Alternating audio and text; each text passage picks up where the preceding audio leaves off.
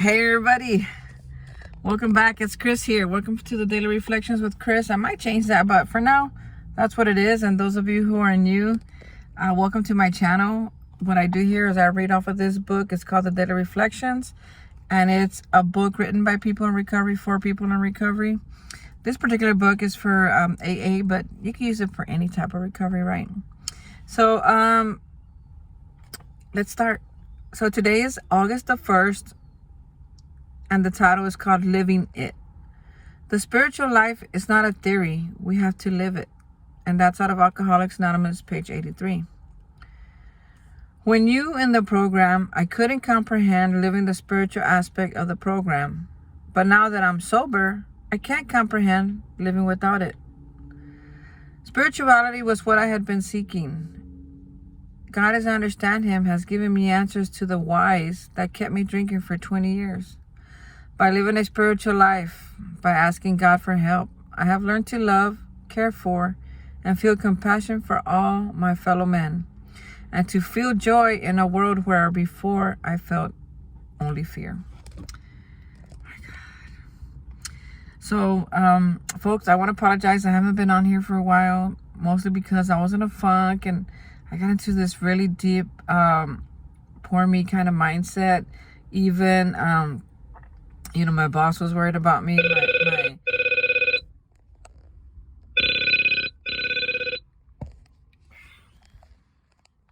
Sorry about that. I know that was loud. This is my second time recording this, because the first time I had all kinds of noise too in the background. And I'm at work and I'm at lunch, but I just felt like really inspired to do this right now. So that's why I decided to do it. So going back to the topic, the spiritual life is not a theory. We have to live it, right? And it's talking about learning about the whys that kept us drinking, the whys that kept us out of here. And right now we're going to talk a lot about step 8. So if you're on step 8, you've probably been through step 4, 5, and 6, and 7. And man, those have a lot of whys, right? It's like, because I was resentful, but I also did this too. So I was like in shame and guilt and remorse. And then, it was time to make amends, but I wasn't quite ready, right? I wasn't even quite ready to be done with my defects. So I had to go with a little bit of that, get a little bit of, work on my pride, work on my humility, work on my ego, work on my old ways of thinking, right? So now we're on step 8, whereas we've done a lot of work already. We've talked about our resentments. We've talked it with somebody else.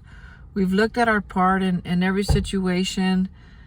We've seen how our character defects have really created a life that kept us drunk, pretty much, that kept us in a state of never being satisfied, right? So then in step 7, we humbly ask God to remove our shortcomings, and now we're on step 8, right? So like step 7 is never ending. It's an everyday thing, step 7, right? Because each day has an opportunity for a new situation, for a new character defect to arise, and a new solution to rise to it, right? To the defect. So, now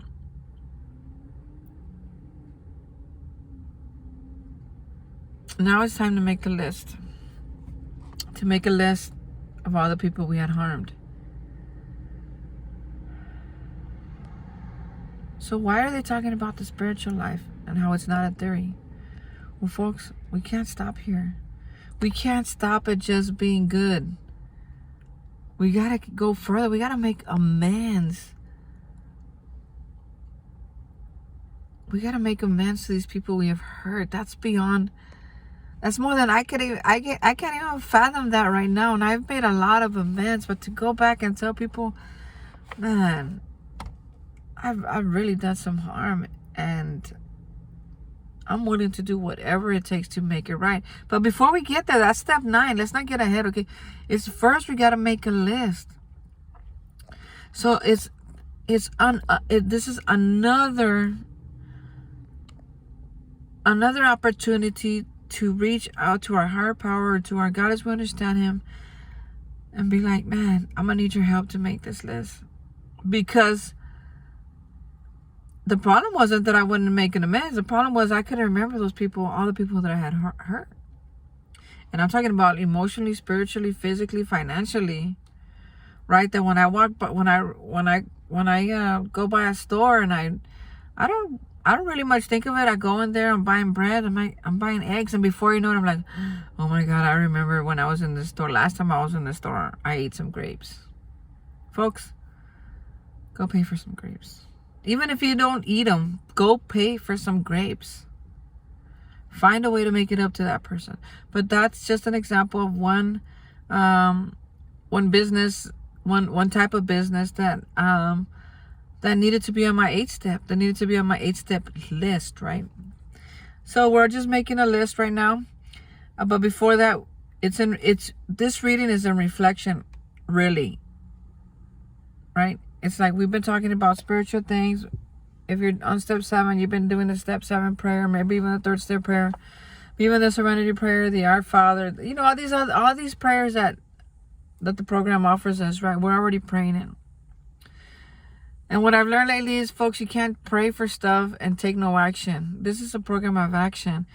And if I want the promises to come true, then I have to take my prayers, right? Pray for what I need. Pray for others, and then take action. What does take action look like? Well, it means going to work and doing a fantastic job. It means cutting your grass if you have grass, if it's tall. It means washing your dishes if they're dirty. It means doing your laundry. It means do something. Take action.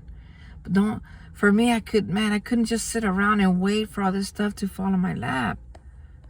I just didn't have it like that, right? So I had to take action, and I had to take action towards my dreams. I mean, if I want to be a doctor, I gotta go to school. That's one of those things. People can't just. It's not. I mean, people can't just say, "Hey, I think you make a great doctor. I'm gonna hire you." No, to be a doctor.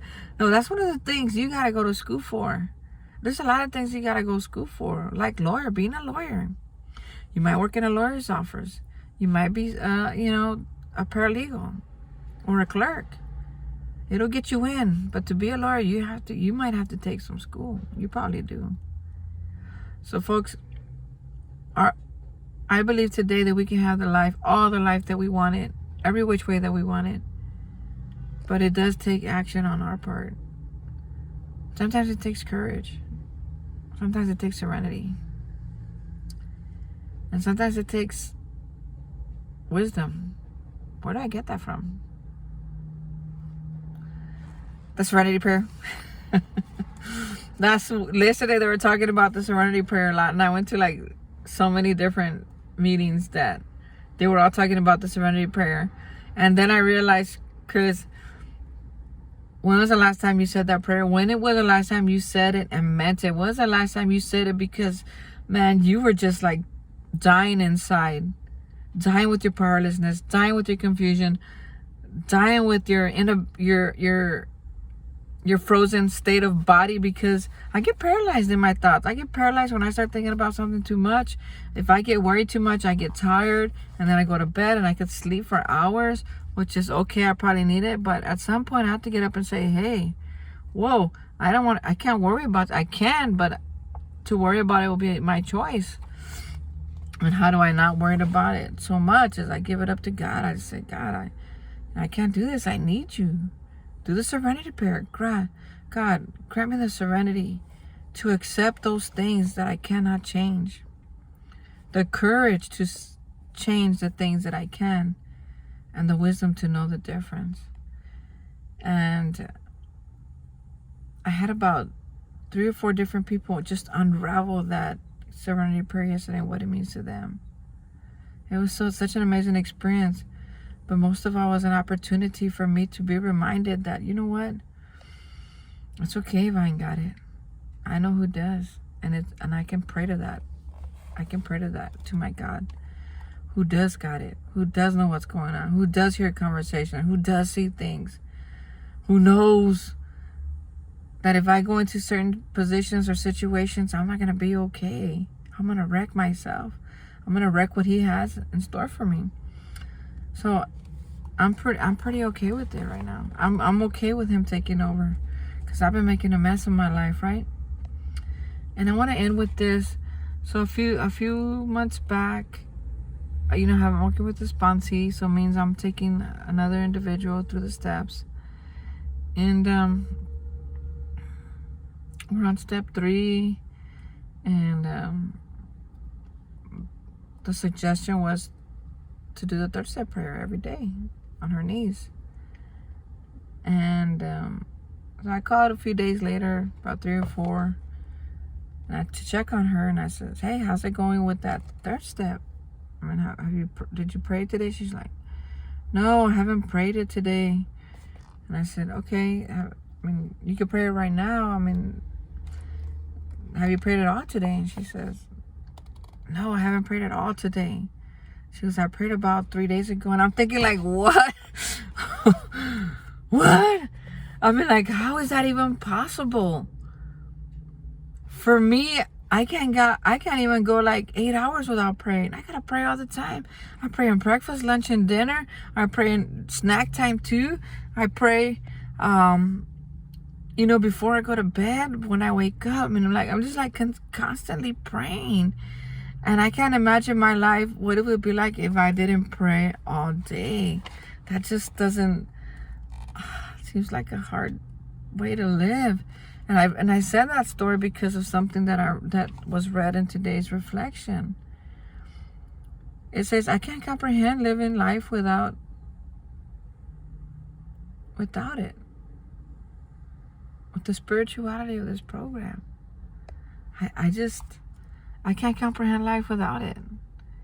I just don't see how people do it without praying to something. I'm not saying believe in God, even though that's what I want to say. I'm not saying that because I know there's people out there who don't believe in God and are sober today. They believe in something though, or they would not be sober. And I don't know. It really, really threw me for a loop that my sponsee would say that. Not because she's my sponsee, it's just because for the first time in my life, I realized that, man, I don't know what it's like to not pray all day or not to pray on the daily basis. And that's okay. I don't want to know what it's like. I know what it used to be like before I made this commitment to do whatever it takes to stay sober today. And that's a horrible place to be. I would not wish that on anybody. I even know what it's like to be dry. Like to not drink, but not have a program, not calling my sponsor, not reading my literature, not praying. That was, man, that's like, oof, I would never, ever recommend that for anybody. Unless they were just so stubborn that they didn't want to, but even then, I really wouldn't do it. It's a hard place to live. So folks, I just want to say thank you for your time. I really do appreciate your time. I know that it's precious. Maybe you're on lunch, maybe you're having dinner, maybe it's middle of the night. I don't know, but thank you. Thank you, because you could be listening to so many other things right now, but you decided to listen to the reflections with me today. And I'm very grateful for that. I have a lot of gratitude for the program today. It's not lip service, it's for real, because a couple of days ago I felt like lost. I felt lost. I was in a moment, I was in a funk, I felt lost. But I didn't drink and I didn't drug. And today it's a whole new game. It's a whole new game, and I'm so grateful for it. Thank you so much, folks, and we'll see you next time. Bye.